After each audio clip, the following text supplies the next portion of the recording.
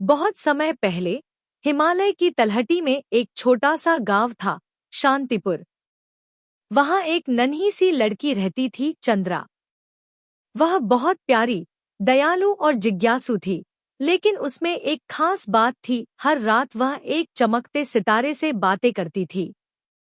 वो कहती, अगर तुझमें जादू है तो मुझे भी कोई जादुई काम करने दो। गांव वाले उसे बस एक सपना समझते थे, लेकिन वो सपना जल्द ही हकीकत बनने वाला था।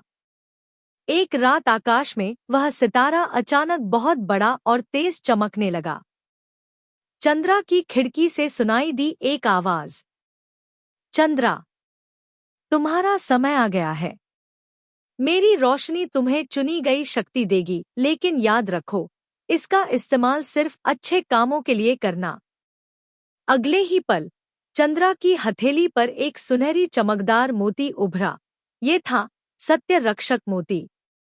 अब वह सोच सकती थी और चीजें हो जाती, पेड़ बढ़ जाते, बीमारियां ठीक हो जाती और कोई दुखी हो तो मुस्कुरा उठता। गांव में सब ठीक चल रहा था जब एक दिन अंधेरे का जादूगर कालद्रव्य अपने काले तूफान के साथ वहां आ गया।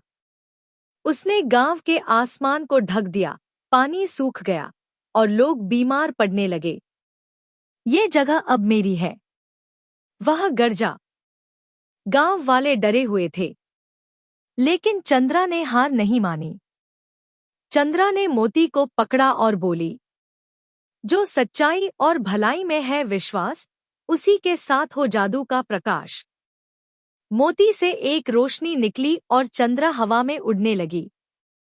उसने कालद्रव्य की काली शक्ति को सत्य, प्रेम और विश्वास के मंत्रों से रोका। अंधेरे में बंद सब फूल फिर से खिलने लगे, जलस्रोत बहने लगे और लोग मुस्कुरा उठे। गांव फिर से उजला हो गया। सबने चंद्रा को चमत्कारी रक्षक का नाम दिया।